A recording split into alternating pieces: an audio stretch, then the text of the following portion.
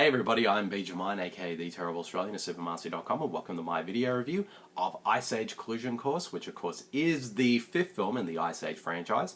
So let's get right into it. Now, the Ice Age series, I've always kind of had a bit of a mixed bag with this series ever since it sort of first came out 14 years ago in 2002, which shocks me that the series is still going after all these years and is just as popular as it is as well. The first two films I really enjoyed. The third film I thought was okay.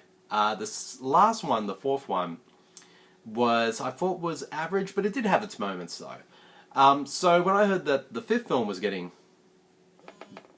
made, I wasn't sure how it was going to turn out. Like since the series has kind of always been a bit mixed bag for me.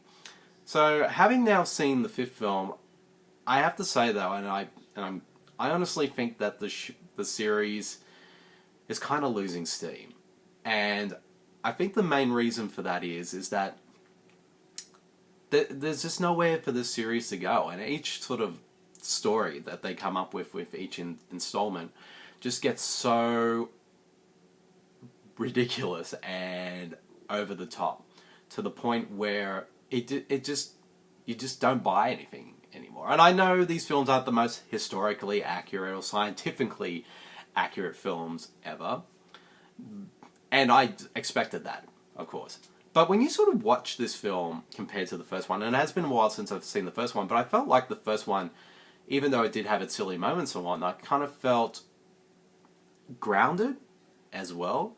But it's just with each installment, it just gets silly. The series just gets sillier and sillier and sillier. And to me, Collision Course is definitely, without a doubt, the most ridiculous installment of the series. And unfortunately, I feel like for me personally, I think the series has kind of jumped the shark now, and it's gotten to a point where it just seems like they're just not even trying anymore. And it's not to say that the film doesn't have its merits. Like, animation wise, it looks great. The cast are fine for what they're given, although at this point they just don't feel. They're kind of just there for the paycheck, pretty much. And there were some pretty amusing moments, but a lot of the sort of the jokes and all that kind of fell flat, and a lot of the sort of the humor kind of revolves around kind of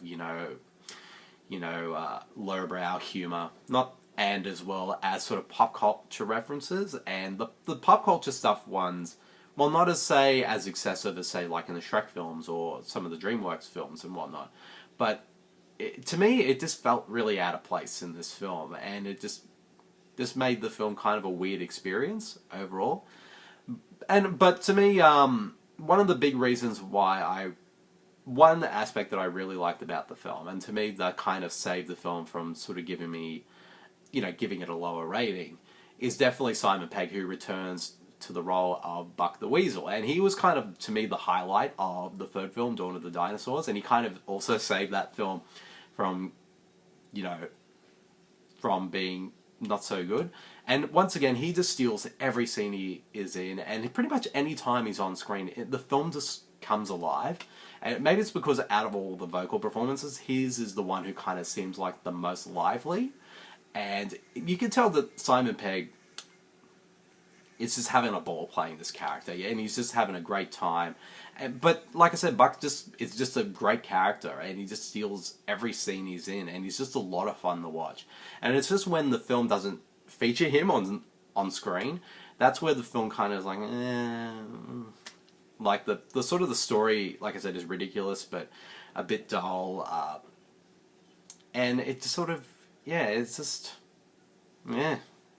pretty much. Like I said, it has its moments. Like I said, and Simon Pegg's Buck the Weasel is one of them.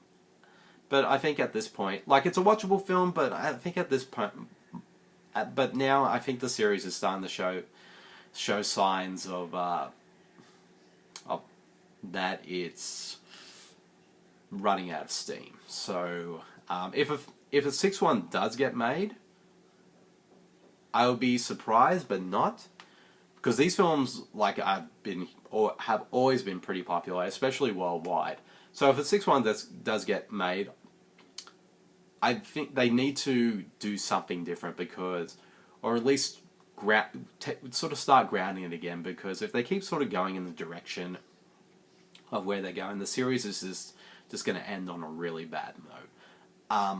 And this film, it was almost to that point for me. So, if I had to give Ice Age Collision Course, and also the sort of the, one more thing before I finish up, all the sort of the subplot with Scrat, being in space and being on a spaceship and whatnot, again, it's just so ridiculous. And also a certain famous scientist has a cameo in the film as a weasel, which again is just, why?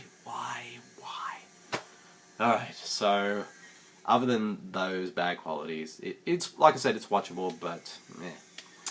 So if I give Ice Age Collision Course a rating, I give it about a 2.5. Like I said, it's really mainly Buck the Weasel who kind of sort of saved this film from giving it a lower rating. And it also does have its amusing moments as well, which I did guiltily laugh at. So, yep, that's the end of this video review of Ice Age Collision Course. I hope you guys all enjoyed it, and I'll see you all later.